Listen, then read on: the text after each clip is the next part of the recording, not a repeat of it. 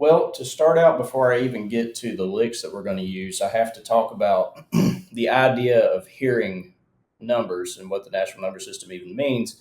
You want to understand the major scale with numbers and intervals. And a quick way to introduce that, you want to understand that we got 12 notes total in music and we've got 7 notes that make up a major scale. And there's one formula of whole steps and half steps that creates a major scale that's true for every key. And you just put that formula on your root note to get started. And if you follow that formula, it'll give you a major scale every time, no exceptions. And that formula, I'm going to play it in the key of G on a single string here so you can see the intervals because you can clearly see whole steps and half steps when I do that, even visually, because a half step is 1 fret and a whole step is 2 frets. So I'm going to play this without explaining it one time so you can hear it. This is the key of G. The fingering I'm using there really doesn't matter. Playing on a single string like this isn't very conventional. It's more of a demonstration, so that's not even important. I can do it with one.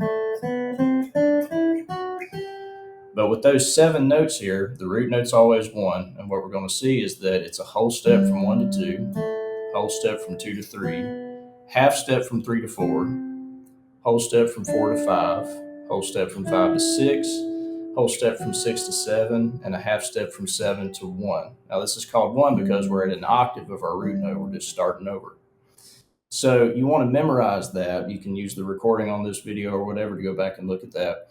And one quick way to boil it down is that it's all whole steps except for from 3 to 4 and 7 to 1. Those are your half steps.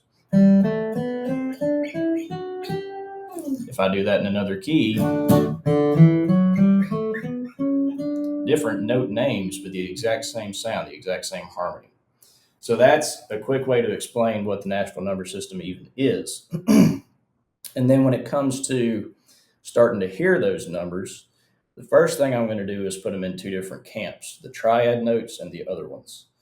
So the triad notes are 1, 3, and 5, or the government names are the root, the major third, and the perfect fifth.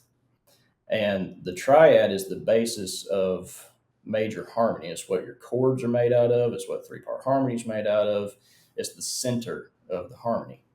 When you play a chord, you're playing those triad notes, and when you're playing 4 to 5 to 6 strings, there's going to be just repeated octaves of those notes in there.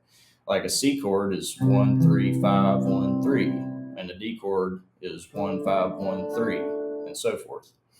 So we know that those triad notes 1, 3, and 5 make chords, but they play a similar role even as individual notes in your lead playing. They're the center, they're the resolve. They sound safe and stable. Nothing sounds as final as a root note, but the 3 and the 5 also sound very centered and stable.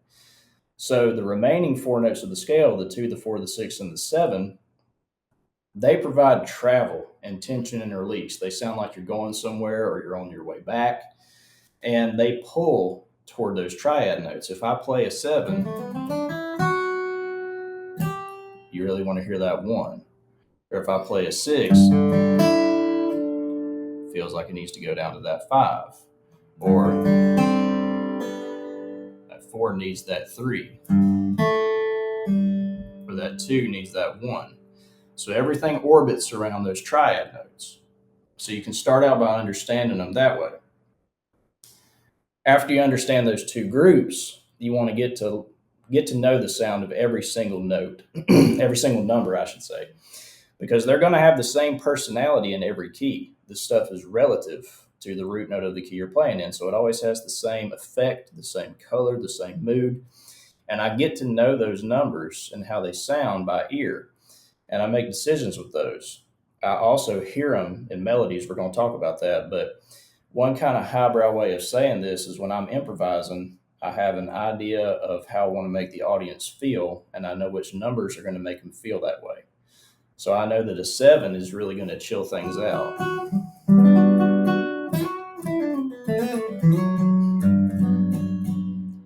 So that's either a really good decision or a bad one. If I'm trying to chill the audience out, that's a great choice. If I'm not, bad idea to hang out on that one. especially if you hang out on them. You can do a lot with them as they just pass by kind of quickly. That's sort of a different ball game, even though it's under the same description. But I get to know each one of those notes kind of hanging out on it. Yeah, it's like they each have their own little attitude about them, own little Yeah, personality, they and they do. each have a kind of a main job that they like to do tonally. Right. That's a cool way to think about it. Yeah, that's a lot of how I'm operating with my ear. And one way I'll mention this quickly because I can explain this briefly, and you can do this drill for years and learn something from it every day. One way that I would practice learning how the numbers sound, obviously, you got to learn like a scale shape to be able to practice this. But if you're working on like an open position G scale, and you get that memorized 1, 2, 3, 4, 5, 6, 7, 1, 2, 3, 4, 5, 6, 7, 1. You can even throw in lower notes. If this is 1, this is 7, and this is 6. 6, 7, 1, 2, 3, 4, 5, 6, 7, 1, 2, 3, 4, 5, 6, 7, 1. You get that memorized so you know where things are. You want to spend some time improvising over just a G chord. No changes or anything, not a song to play, because you want to take the time to just sit in one spot and jam and experiment.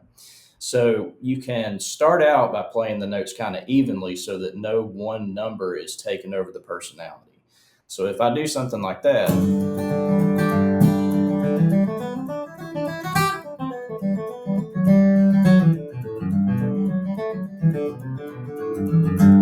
that sounds pretty even. That's just a bunch of good G major stuff.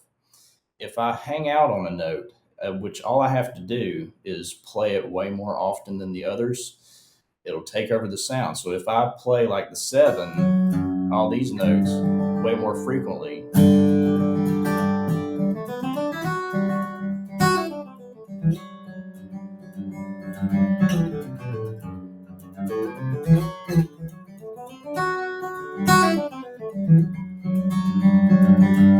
that little piece of improv had a different personality than the first one. And maybe it's hard to put into words what that sounds like, but your brain Super cool. is that. And when Yeah, you dude. get time doing that drill, you're going to get to know the numbers. And I really think that's important. A lot of people jump straight into songs with this stuff, and you should.